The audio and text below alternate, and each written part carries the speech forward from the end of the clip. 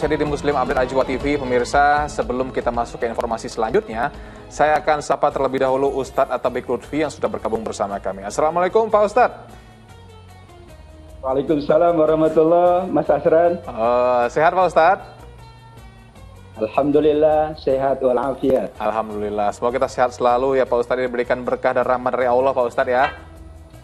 Amin, amin. Amin. Pak Ustadz, kita langsung ke informasi yang pertama. Ini ada penceramah Yahya Waloni ditangkap polisi di kawasan Cibubur, Jakarta Timur. Ia diamankan lantaran ceramah videonya yang viral terkait penodaan agama.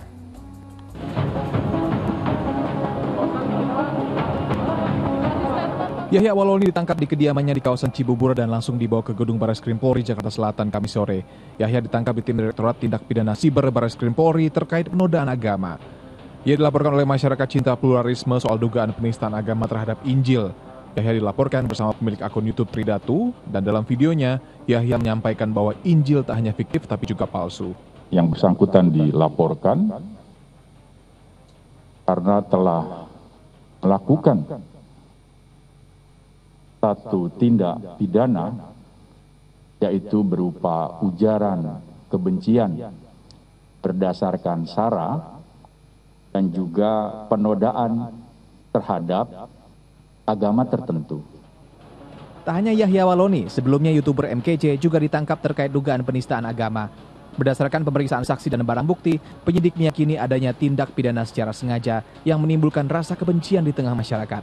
Atas perbuatannya, mereka disangkakan dengan Undang-Undang Informasi dan Transaksi Elektronik atau ITE dengan ancaman 6 tahun penjara, serta pasal tentang penodaan agama. Tim Liputan melaporkan.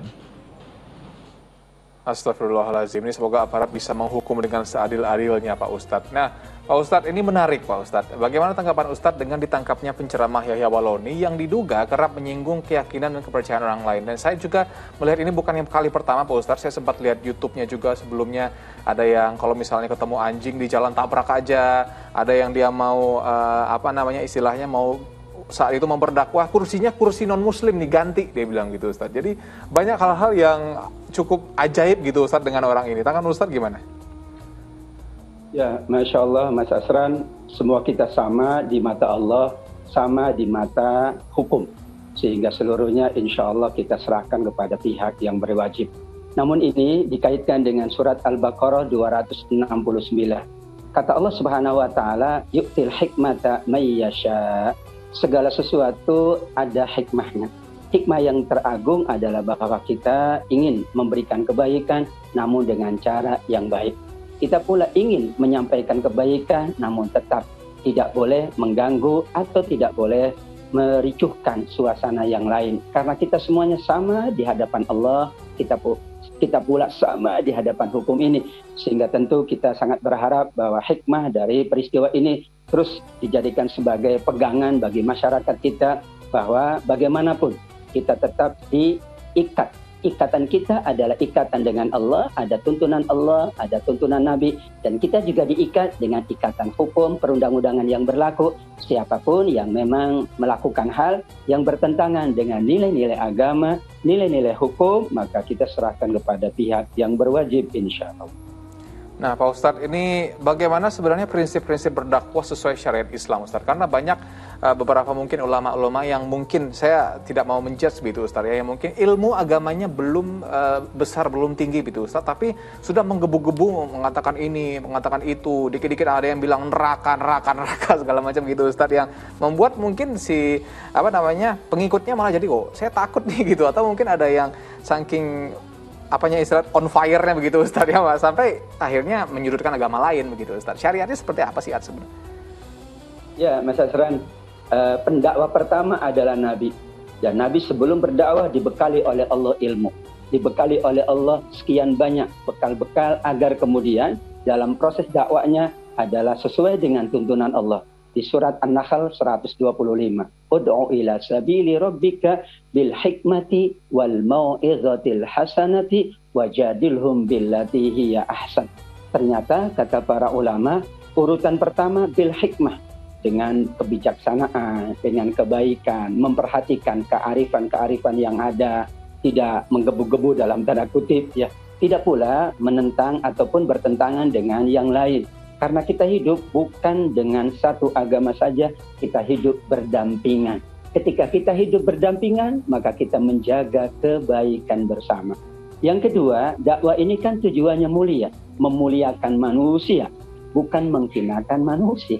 Karenanya kata Imam Ghazali, dakwah yang sesungguhnya manakala manusia yang berdakwah adalah mulia dan memuliakan yang lain. Tapi kalau menghinakan, menjas gitu ya, atau menghukum orang, itu bukan tugas pendakwah. Disinilah kategori pendakwah memang amat sangat banyak. Namun dibimbing dengan tuntunan Allah, dibimbing dengan tuntunan Nabi, insya Allah dakwah akan berlangsung dengan damai, dengan baik, dan menghasilkan kemuliaan-kemuliaan di sisi Allah. Jadi intinya jika dakwah itu membawa kedamaian, membawa kebaikan, berarti itu yang benar begitu Ustaz, ya, tidak menjudurkan agama lain begitu Ustaz. Nah, Pak Ustadz, mungkin dalam Islam sudah familiar sekali dan banyak orang yang sudah tahu dengan istilah amal ma'ruf nahi mungkar Ustadz, mengajak kebaikan dan memerangi kemungkaran. Nah, pertanyaannya Pak Ustadz, bagaimana aplikasi mengamalkan amal ma'ruf nahi mungkar ini khususnya di dunia nyata dan khususnya pada saat zaman sekarang deh Ustadz? Bahasa Al-Qur'annya memang luar biasa Mas Asran, yaitu amar ma'ruf nahi mungkar, tidak dibatasi. Ya, sehingga kita mengacu ke surat Ali Imran 103, kuntum khairu ummah. Karena kata khairu ummah adalah sebaik-baik umat, maka seluruh proses dan aplikasi amar ma'ruf dan nahi mungkar juga dengan sebaik-baiknya. Karena ada kata khairu ummah. Apa yang dimaksud dengan kebaikan dan sebaik-baiknya? Yang pertama, semuanya harus berdasarkan ilmu. Ilmu itu tidak hanya ilmu dari Al-Quran dan hadis, tapi ilmu yang diakui oleh kita semuanya. Kita hidup di berbagai bilang kaum, heterogen, bineka tunggal ika, maka itu juga menjadi acuan kita dalam beramal ma'ruf dan nahi mungkar. Kita juga harus memahami bahwa kewenangan kita sampai di mana. Jangan sampai kemudian amar ma'ruf dan nahi mungkar itu, kata Imam An-Nawawi Al-Bantani dalam tafsir Al-Munir, jangan sampai kita berusaha mencegah kemungkaran tapi menghadirkan kemungkaran yang lebih besar. Kita berusaha mengajak kepada kebaikan tapi malah kontraproduktif. Bukan kebaikan yang didapatkan oleh masyarakat, tapi malah masyarakat mendapatkan yang tidak baik untuk dirinya dan untuk seluruhnya. Begitulah tuntunan Allah yang sangat mulia, bagaimana kita mengamalkan prinsip agung dari amar ma'ruf nahi mungkar. Jadi sebenarnya memang Islam itu indah Ustaz, ya, tidak main gerbek aja, tidak main hajar aja begitu Ustaz. Harus ada pemahaman yang selain dari Al-Quran juga ada pemahaman di lingkungan sekitar juga begitu Ustaz, ya.